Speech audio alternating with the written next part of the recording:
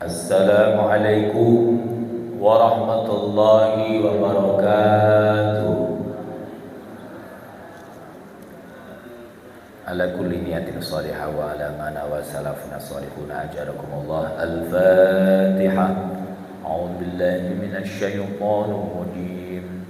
Bismillahirrahmanirrahim. Alhamdulillahi rabbil alamin. Ar-Rahmanir Rahim. Maliki yaumiddin. Iyyaka na'budu wa iyyaka nasta'in. Ihdinas siratal mustaqim. Siratal ladzina an'amta 'alaihim ghairil maghdubi 'alaihim waladdallin. Amin. Alhamdulillah. Alhamdulillahilladzi hadana li hadza wa ma kunna linahtadiya laula an hadana Allah. Allahumma shalli ala sayyidina Muhammad wa ala alihi wa sahbihi wa man tabi'ahum bi ihsanin ila yaumiddin. Amma ba'd. Wa qala Allah ta'ala fi kitabil Qur'an. A'udzu billahi minasy syaithanir rajim. Laqad mannallahu 'alal mu'minina idz ba'atsa fihim rasulan min anfusihim yatlu 'alaihim ayatihi wa yuzakkihim wa yu'allimuhumul kitaba wal hikmah wa in kanu min qablu lafi dhalalin mubin. Qala an-nabiy sallallahu alaihi wasallam, innama bu'istu liutammima makarimal akhlaq. Sadaqallahul azim wa sadaqa rasulihun nabiyil karim. Hadirin hadirah yang mulia, para sepuh kita, seluruh pengurus DKM Masjid Jami Al-Ikhlas dan seluruh jamaah yang hadir semuanya, mudah-mudahan senantiasa kita memperoleh rahmat dan juga ampunan dari Allah Subhanahu wa taala. Puji syukur senantiasa kita panjatkan Allah Subhanahu wa taala atas segala rahmat, nikmat, taufik, hidayah yang kita rasakan bersama-sama. Maka ungkapan syukur kita kepada Allah Subhanahu wa taala dengan mengucapkan sama-sama mengucapkan alhamdulillahirabbil alamin. Mudah-mudahan dengan syukur kita ini senantiasa Allah tambah nikmat-nikmatnya kepada kita semuanya.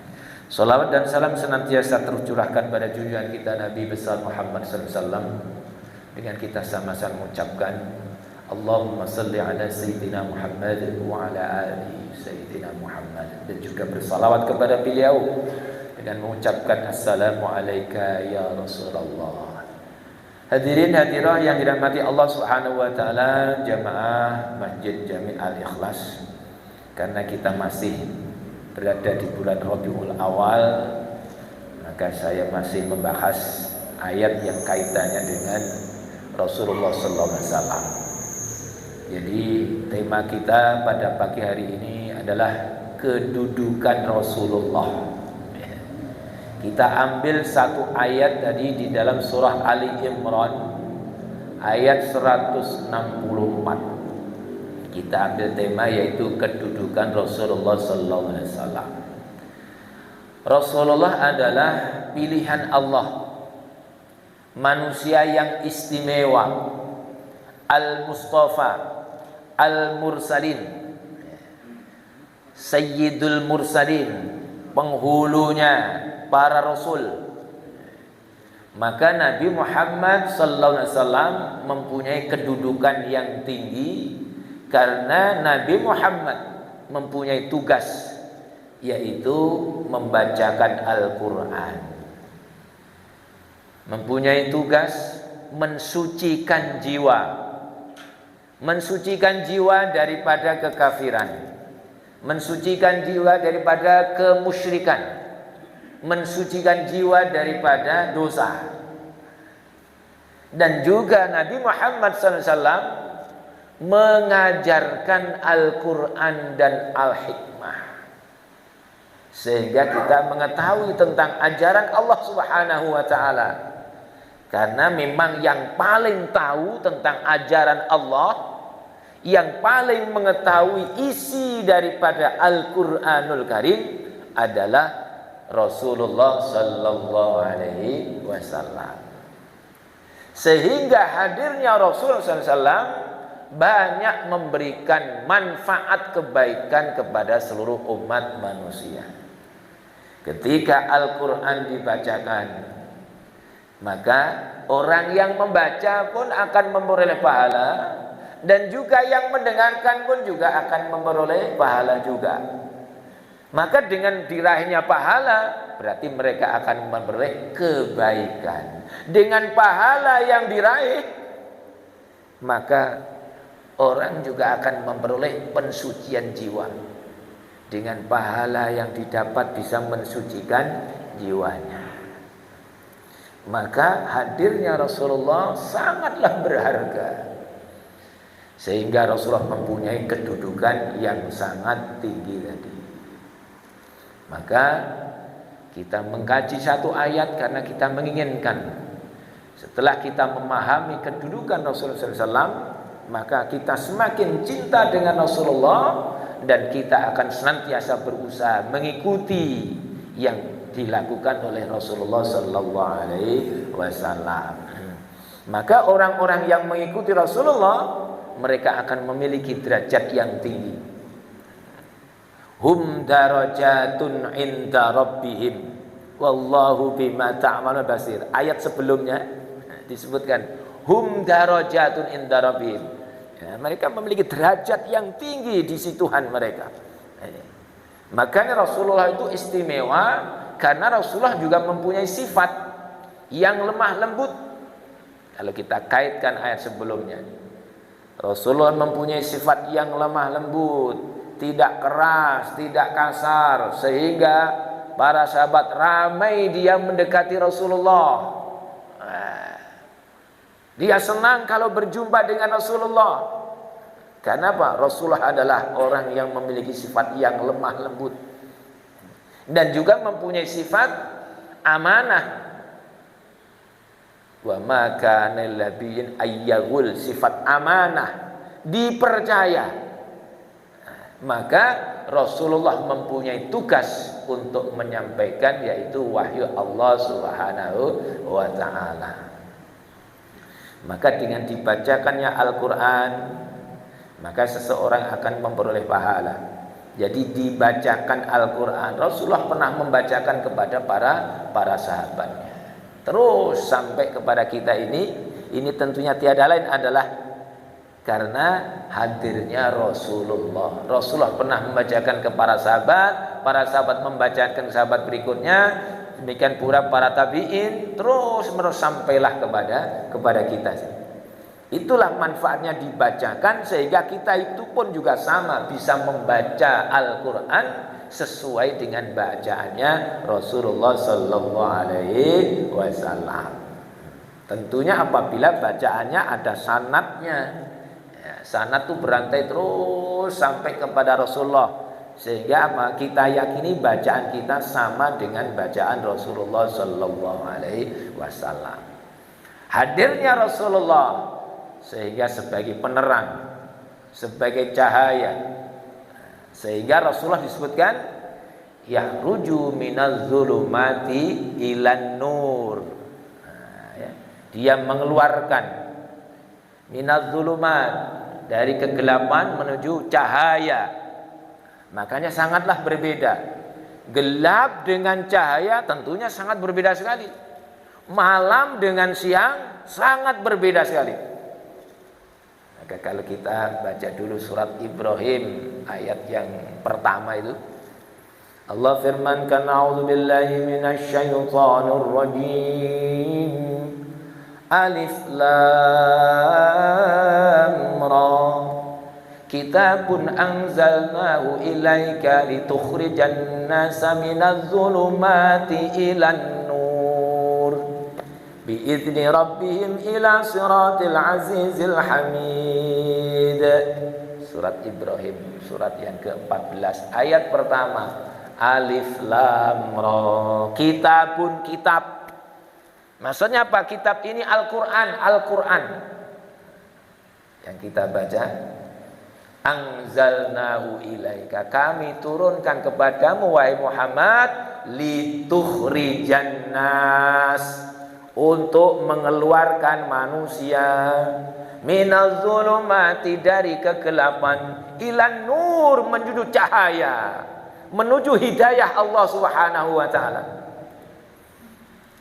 Maka hadirnya Rasulullah sangat penting sekali, sangat berharga sekali.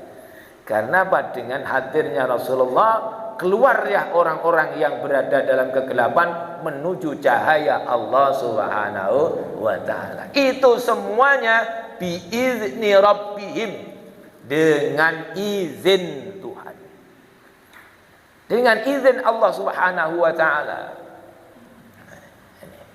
Maka dari itu banyak kita mendapat keuntungan dengan hadirnya Rasulullah sallallahu alaihi wasallam.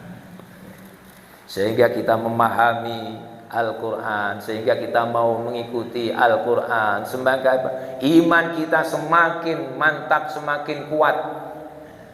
Dengan Al-Quran yang kita baca, penjelasan dalam Al-Quran menambah keimanan kita, tambahnya iman kita, tambah iman kita. Ini misalnya hadirnya Rasulullah. Maka mengetahuikannya Rasulullah, maka kita akan senantiasa berusaha mengikuti Rasulullah, menteladani Rasulullah. Maka ayatnya kita ulang baca, a'udzubillahi minasyaitonir rajim. Laqad mannallahu 'alal mu'minin. Laqad manna, sungguh. Manna artinya manna adalah karunia minallah, dari Allah. Sungguh karunia dari Allah. Laqad pakai lam sama qad yang mempunyai makna betul-betul, sungguh-sungguh. Pakai lam taukid ya, sama harfu tahqiqnya. Laqad, betul-betul, sungguh-sungguh, minallah. Mannallah, mannallah artinya apa? Manna. Manna itu maknanya adalah yang langsung dari Allah. Itu namanya manna. Laqad mannallah. Maka ketika Bani Israel tersesat di padang pasir, lalu mereka lapar, haus, maka Allah turunkan manna. Nah, itu manna.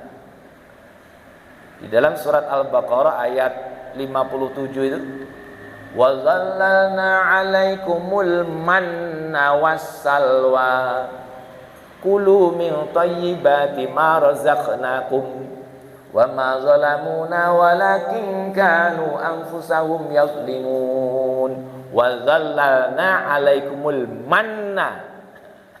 Jadi Allah menurunkan manna. Arti manna itu adalah langsung dari Allah Subhanahu wa taala.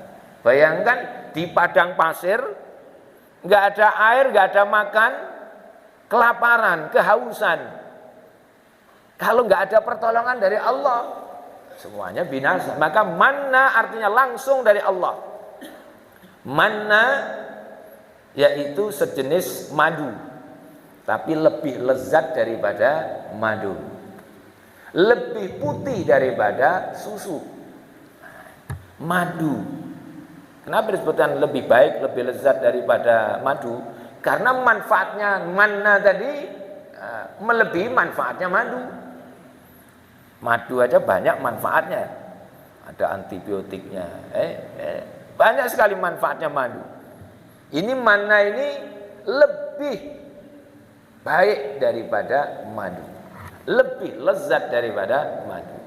Maka al-manna maknanya adalah langsung dari Allah Subhanahu wa ta'ala. Maka ayat tadi juga memakai kata manna. Laqad mannallah. Sungguh ya, mannallah, karunia dari Allah. Karena apa? Langsung dari Allah. Diterjemahkan karunia dari Allah. Laqad mannallahu 'alal mu'minin. Ya. Sungguh karunia Allah Subhanahu wa taala atas orang-orang yang beriman. Jadi diutusnya Nabi Muhammad itu adalah karunia dari Allah Subhanahu wa taala dan orang-orang yang beriman pun juga memperoleh karunia dari Allah dengan diutusnya Nabi Muhammad sallallahu alaihi wasallam. Kenapa disebutkan alal mukminin, atas orang-orang yang beriman? Bukankah Nabi Muhammad diutus untuk seluruh usia? Rahmatan lil alamin. Wa ma arsalnaka illa rahmatan lil alamin. Surat Al-Anbiya ayat 107. Dan tidaklah diutus engkau wahai Muhammad kecuali sebagai rahmat seluruh alam. Iya. Dengan diutusnya Rasulullah, semua dapat kasih sayang dari Rasulullah, memberikan rahmat seluruh alam. Tidak hanya orang yang beriman saja, orang yang tidak beriman dapat rahmat juga. Dijauhkan daripada bala bencana, enggak langsung diturunkan oleh Allah Subhanahu wa taala, itu juga termasuk rahmat dari Allah Subhanahu wa taala dengan hadirnya Rasulullah, rahmat seluruh alam. Kenapa disebutkan dalam ayat tadi alal mukminin? Kok disebutkan tegas di situ atas orang-orang yang beriman? Disebabkan yang paling banyak mengambil manfaat daripada hadirnya Rasulullah adalah orang-orang yang beriman. Semakin kita yakin dengan Rasulullah, percaya, mengiman Rasulullah, semakin kita banyak mengambil manfaat dari Rasulullah. Nah ini. Maka orang yang berimanlah yang mengambil banyak manfaatnya hadirnya Rasulullah. Kita mau seperti ini, taklim seperti ini. Kenapa? Ini perintahnya Allah, perintahnya Rasulullah. Kalau kita melihat hadisnya, contoh, man salaka tariqan yaltamisu fihi ilman, sahalallahu lahu tariqan ilal jannah. Barang siapa yang menempuh meniti jalan untuk mencari ilmunya Allah Subhanahu wa taala, sahalallahu lahu tariqan ilal jannah, maka Allah akan memudahkan dirinya untuk masuk di dalam surga. Orang yang yakin ini adalah Rasulullah yang sampaikan, maka kita mengambil manfaatnya. Kita mau taklim sejenak karena ini memberikan manfaat. Jadi yang banyak mengambil manfaat adalah orang-orang yang beriman. Tidak hanya yang wajib saja, yang sunnah pun dia kerjakan. Karena apa? Dia yakin dengan Rasulullah. Ini ada perintahnya Rasulullah ini. Ini sunnah, ini sunnahnya. Sehingga Bapak Ibu, kalau kita pas berada di Mekah, di Madinah, banyak sekali yang kita lakukan itu adalah perbuatan-perbuatan sunnah yang dulu dilakukan oleh Rasulullah. Rasulullah pernah berkhalwat ya, di Jabal Nur, di Gua Hira. Akhirnya apa? Kita pun ketika di sana pengen juga itu naik yang segitu ya. 1 jam kita naik, mau juga naik gitu. Dan naiknya biasanya nggak siang hari. Kalau siang hari kita nggak kuat tuh, panasnya luar biasa. Kita biasanya apa? Jam 2 malam kita bangun, berangkatlah itu. Nanti naik ke atas, subuhan di atas, sholat subuh di atas, baru turun setelah itu. Sehingga apa? Nggak kena panas. Kenapa kita lakukan seperti itu? Karena Rasulullah pernah melakukannya. Bahkan tidak hanya Rasulullah, Sayyidah Khadijah pun pernah melakukannya. Sehingga yang ingin naik ke atas itu bukan hanya bapak-bapak, ibu-ibu pun pengen juga naik ke atas. Itulah. Jadi orang itu semakin yakin dengan Rasulullah, semakin dia ingin mengikuti apa yang pernah dilakukan oleh Rasulullah. Banyak sekali tempat-tempat yang diziarahi itu tidak suatu bukan yang wajib, sunnah. Tapi dia pengen, oh Rasulullah pernah melakukan ya mikot dari Hudaybiyah, walaupun nggak jadi itu karena langsung ada mau diserang oleh orang-orang kafir, tapi pernah mikot dari Hudaybiyah tempat peternakan unta itu. Maka apa? Kita pun juga sama juga. Ayo kita mikot dari Hudaybiyah. Wah, itu. Bukan mikotnya yang diambil yang dekat aja. Ada yang kadang-kadang yang dekat aja. Yang dekat itu mana Tan'im ya, yang paling dekat. Ya itu boleh, boleh juga boleh. Tapi kita menginginkan tadi. Oh kita ke Jeddah sambil biasanya apa itu? Ambil mikot ke Jeddah. Wah itu. Kita berada di Madinah, di situ ada Bir Ali, tempat mikot juga yang pernah dilakukan Rasulullah. Sehingga apa? Kita ingin mengikuti Rasulullah. Rasulullah pernah mikot di sini. Ini luar biasa. Jadi nggak hanya yang wajib saja. Kalau kita ketika kita ikhram haji, oh ini yang wajib di sini, yang wajib ini. Kalau ke Madinah itu kan nggak ada yang wajib sebetulnya. Salat arba'in wajib, tidak wajib. Tapi kita pengen tadi, karena Rasulullah janjikan kepada kita apabila kita melakukan arba'in itu. Nah, ini, maka semakin kita memahami kedudukan Rasulullah, semakin kita cinta kepada Rasulullah, semakin kita semangat untuk mengikuti, yaitu yang pernah dilakukan oleh Rasulullah, mentaladani Rasulullah. Bahkan kalau ada orang kadang-kadang ditanya, Pak kenapa kok Bapak miara kambing? Dijawab juga, karena Rasulullah dulu itu pernah mengembala kambing. Saking pengen ngikutinya Rasulullah. Ada sahabat itu yang pengen setiap saat yang ngikuti Rasulullah. Rasulullah pernah ada di mana dia ikuti. Oh Rasulullah kalau jam segini itu sukanya duduk di mana, diikuti. Nah, ini dilakukan oleh para sahabat-sahabat Rasul. Maka dari itu orang kalau sudah senang, sudah cinta, pengennya bahkan niru. Niru apapun yang dilakukan ditiruin. Sehingga kita semuanya pengen juga meniru Rasulullah. Semampu kita tiru Rasulullah. Mau makan juga niru Rasulullah. Makan yang makan bagaimana? Oh, di dalam firman Allah banyak dijelaskan. Kulu mimma razaqnakum halalan thayyiba. Oh, kalau makan cari yang halal, yang juga yang thayyib, yang baik. Yang baik itu yang bagaimana? Yang bermanfaat buat tubuh kita. Ya. Yang ada nutrisinya, banyak manfaat buat tubuh kita. Bahkan kalau bisa apa? Tidak hanya yang bermanfaat saja, yang berkah. Oh, ada yang berkah. Berkah. Apa itu? Kita disebutkan yaitu kalau kita mau makan kurma ajwa itu. Selain kita makan kurma itu bisa untuk apa itu? Untuk penyakit juga itu kurma ajwa itu. Demikian pula Zam-Zam, ada berkahnya. Dia air tapi tidak sama dengan air biasa. Nah, itu. Sehingga apa? Disebutkan yang thayyib itu yang banyak memberikan manfaat kepada diri dia. Itulah perintahnya Allah. Perintahnya Allah, perintahnya Rasulullah. Maka dari itu kita berusaha melakukan sunnah-sunnah Rasulullah. Tidak hanya yang wajib saja, yang sunnah-sunnah pun kita kerjakan. Nanti kalau bisa lakukan seperti ini, seperti janjinya Rasulullah.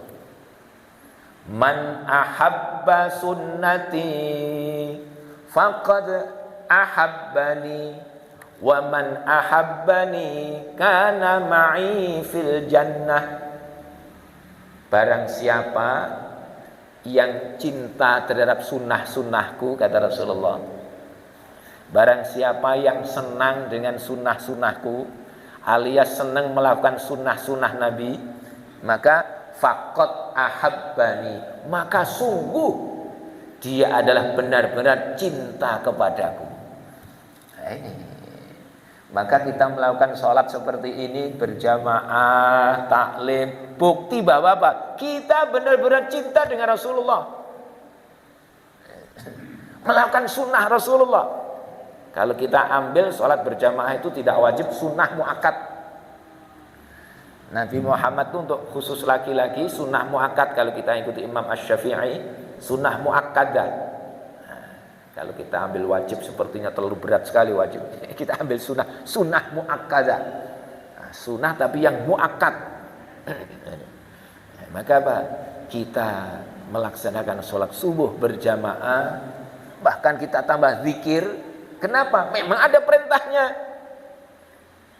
Kita baca surat Al-Ahzab ayat 41 42. Ya ayyuhalladzina amanu dzkurullaha dzikran katsira wasabbihuhu bukratan wa asila. Hai orang-orang yang beriman,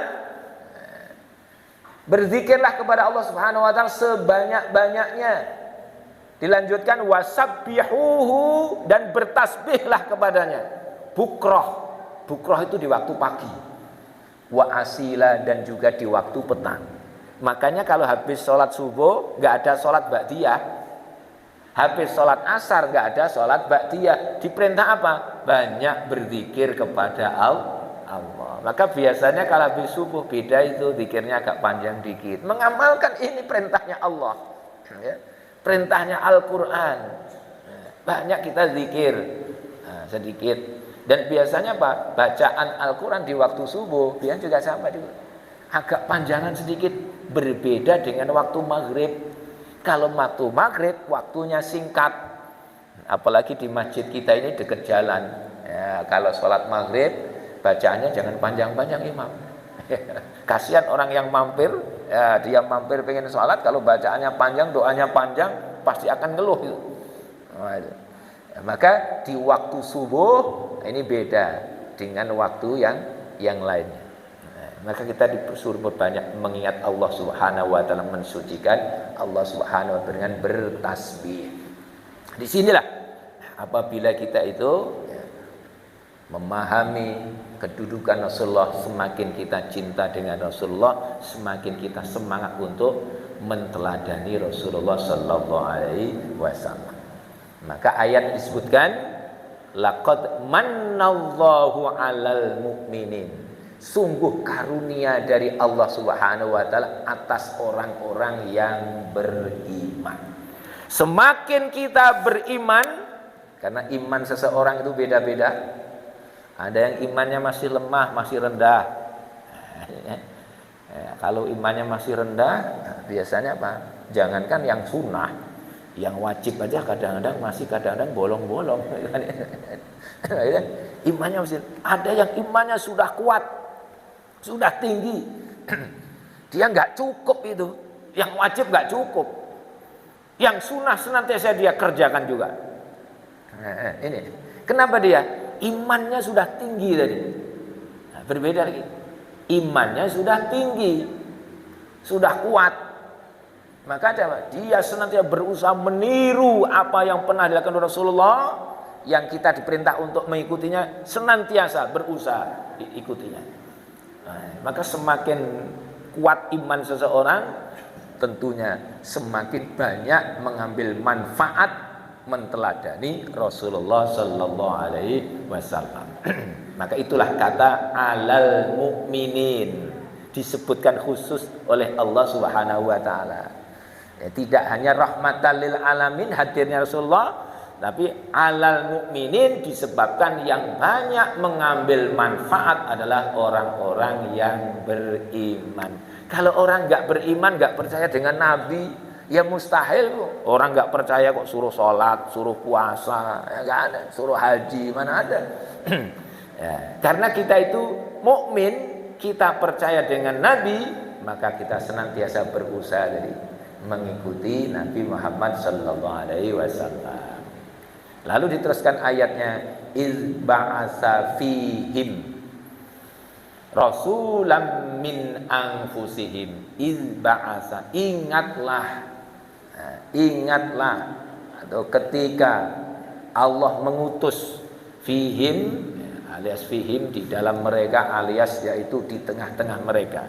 Jadi Rasulullah itu memang apa? Diutus oleh Allah Subhanahu wa ta'ala.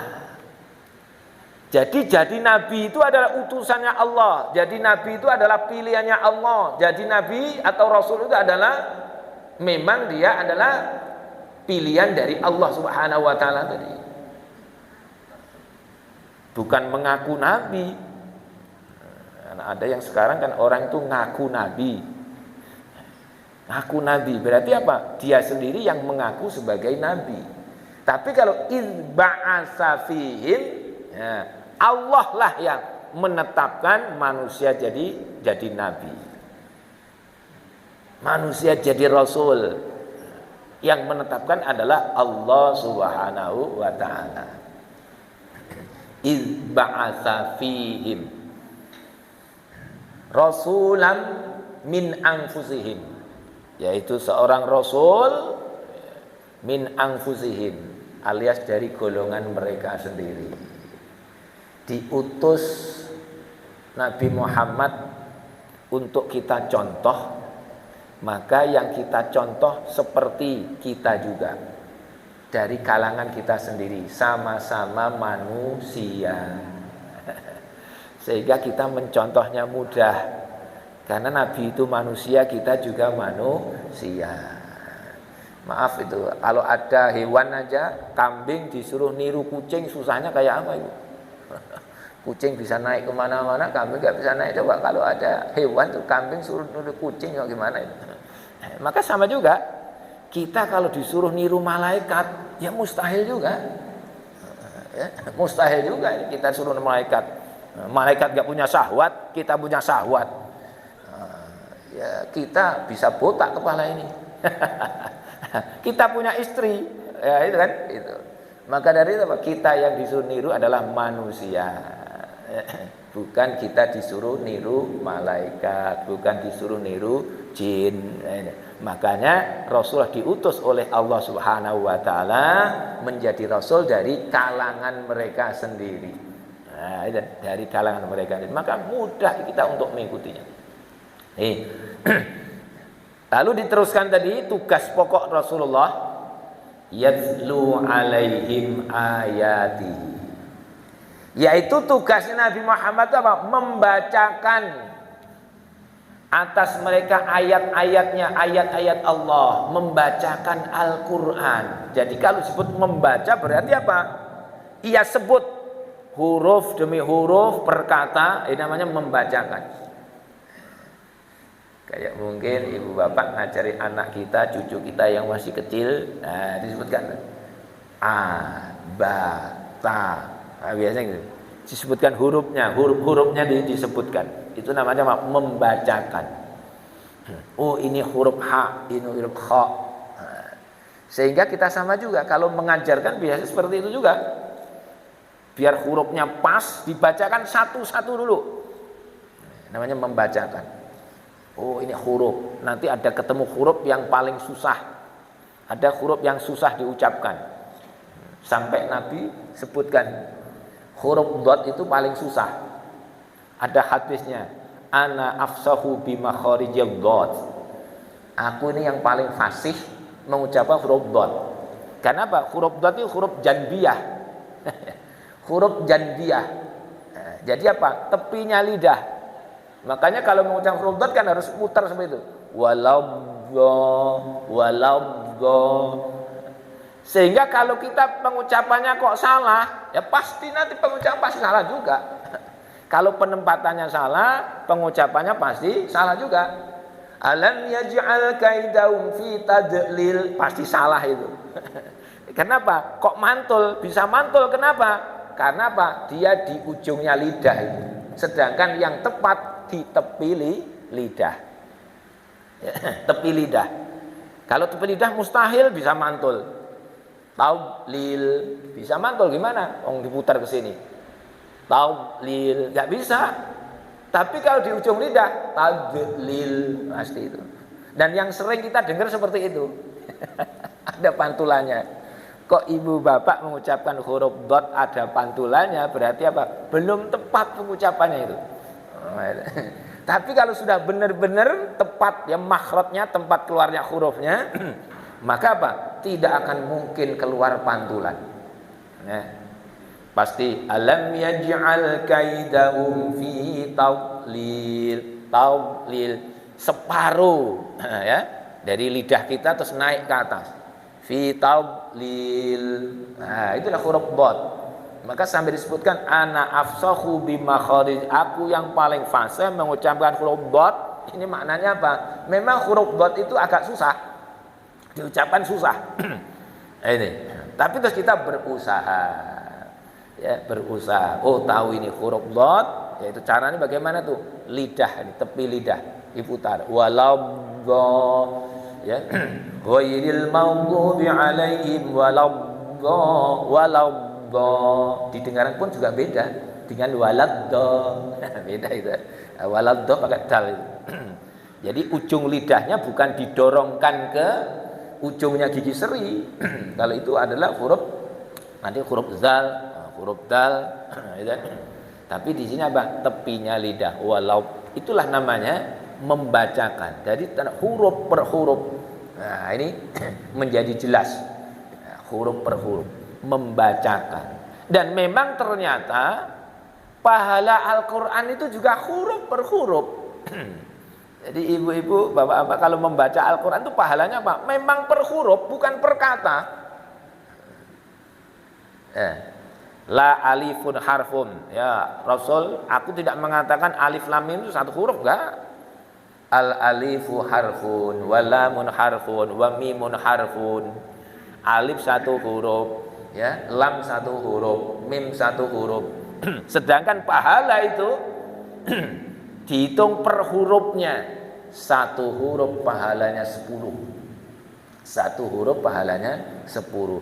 Al-mahiru fil Qur'ani ma'as safaratil kiramil bararah.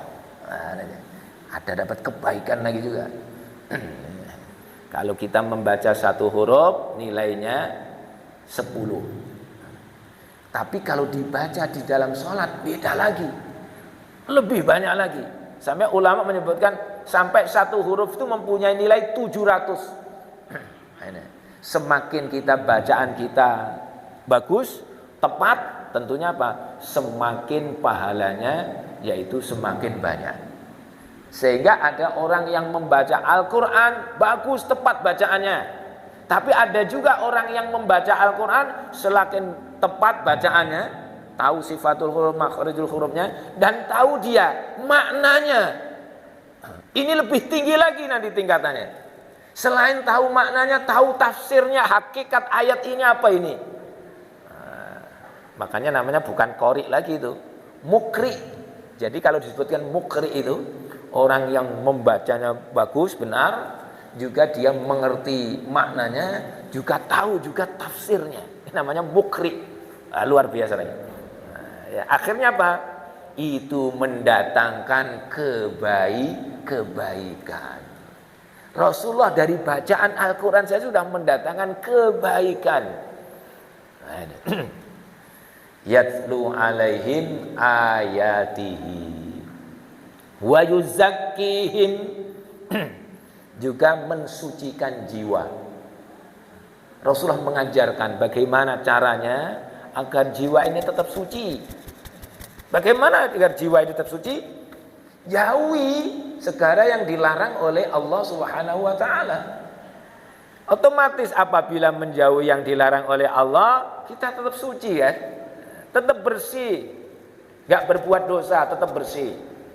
Dan juga melaksanakan perintahnya Allah. Kalau perintahnya Allah dikerjakan, kita dapat pahala. Kebaikan di situ. Akan datang kebaikan apabila menjauhi daripada yang dilarang oleh Allah dan Rasulnya, kita akan menjadi orang yang tetap bersih. Apabila ada kesalahan, kekeliruan dosa, Rasulullah kasih tahu caranya untuk bertaubat. Caranya untuk minta ampun kepada Allah. Bahkan Rasulullah kasih tahu cara yang terbaik. Ada waktu yang terbaik. Waktu yang terbaik untuk bertaubat, mohon ampun. Pernah kita ayatnya kita bahas. Surat Ali Imran ayat 16 sama 17 itu. Wal mustaghfirina bil ashar. Mohonlah ampun kepada Allah Subhanahu wa taala di waktu sahur. Wah, ini waktu yang paling terbagus. Mohon ampun kepada Allah di waktu sahur. Karena di waktu sahur itulah Allah turun ke langit dunia ini dan mencari hambanya. Hal min mustaghfirin. Adakah hambaku yang mohon ampun kepadaku? Nah, ini. Mau subuh itu akhir, malam akhir Maka disebutkan di sini wal mustaghfirina bil ashar, mohon ampun di waktu sahur. Adakah orang yang minta ampun kepadaku? Yang kedua, hal minta ibin, adakah orang yang bertaubat kepadaku? Dicari oleh Allah. Hal min sa'ilin, adalah orang yang minta kepadaku. Jadi kalau kita meminta di waktu sahur yang bagus. Hal min adin, adakah orang yang berdoa kepadaku? Dicari oleh Allah. Inilah Allah kasih tahu melalui Rasulnya. Rasulullah sampaikan cara mensucikan jiwa yang paling bagus, ada waktu yang terbagus, mohon ampun kepada Allah Subhanahu wa taala, bertobat kepada Allah, berdoa, minta kepada Allah di waktu sahur. Rasulullah jelaskan. Dan juga ujung ayat tadi, wa yu'allimuhumul kitaba wal hikmah, yaitu mengajarkan Al-Quran dan Al-Hikmah. Mengajarkan sehingga apa? Para sahabat faham. Para sahabat faham. Sehingga apabila faham, banyak mengambil manfaatnya tadi. Oh, ini perintah Al-Quran, ambil manfaatnya. Ada perintah Quran. Bagaimana caranya kita mengeluarkan harta kita biar harta kita itu memiliki pahala juga? Oh, alladzina yunfikuna amwalahum billaili wan nahari sirran wa alaniyah. Ayat disebutkan. Kalau bisa apa? Infaklah sebagian hartamu itu di waktu malam, di waktu siang, dengan sembunyi-sembunyi, dengan rahasia atau dengan terang-terangan. Itulah cara berinfak yang bagus. Jadi keempat-empatnya itu bagus itu. Nah, seperti itu. Rasulullah jelaskan, sahabat ambil sebagai nasihat, ambil sebagai pelajaran. Jelaskan, difahamkan. Sehingga semakin faham, semakin yakinlah kepada Rasulullah sallallahu alaihi wasallam. Tambah faham. Di ujungnya wa in kanu min qablu la fi dhalalin mubin. Yang sebelumnya engkau adalah berada dalam kesesatan yang nyata. Kan gitu. Sesat. Apa itu makna sesat? Sesat maknanya adalah jauh daripada ridhonya Allah Subhanahu wa ta'ala. Berarti orang yang tersesat, orang yang jauh daripada ridhonya Allah. Sehingga dia tidak tahu kebenaran, tidak tahu mana yang baik, mana yang buruk. Maka jahiliyah itu disebutkan sesat karena apa? Gak tahu baik, gak tahu buruk. Ya. Atau disebutkan orang-orang yang kafir itu juga sesat juga karena tadi itu sesuatu yang dianggap baik sebetulnya dia buruk. Orang jahiliyah senangnya apa? Mabuk-mabukan. Kalau ditanya orang yang senang mabuk, gimana mabuk itu enak nggak? Enak. Kalau orang yang nggak ada iman, nggak ada iman pasti jawabannya enak, senang. Itu. Makanya apa? Hadirnya Rasulullah yaitu untuk menghilangkan kesesatan tadi.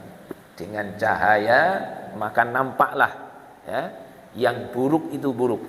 Nah, yang baik itu baik. Nah, nampak sekali dengan hadirnya Rasulullah. Oleh karena itu dengan kita memahami kedudukan Rasulullah, maka insya Allah kita akan semakin cinta kepada Rasulullah. Kalau kita sudah cinta kepada Rasulullah, janjinya Rasulullah tadi, kana ma'i fil jannah, maka mereka akan bersama aku nanti di dalam surga. Mudah-mudahan kita senantiasa memperoleh hidayah dari Allah Subhanahu wa taala, bimbingan dari Allah Subhanahu wa taala. Kita akan senantiasa berusaha mengikuti yang disunah-sunahkan oleh Rasulullah sallallahu alaihi wasallam. Kekurangannya mohon maaf, kita baca alhamdulillah, alhamdulillahirabbil alamin. Subhanakallahumma wa bihamdika asyhadu an la ilaha illa anta astaghfiruka wa atubu ilaik. Assalamualaikum warahmatullahi wabarakatuh. Sallallahu alaihi Muhammad sallallahu alaihi wasallam. Allahumma shalli wa sallim wa barik alaihi.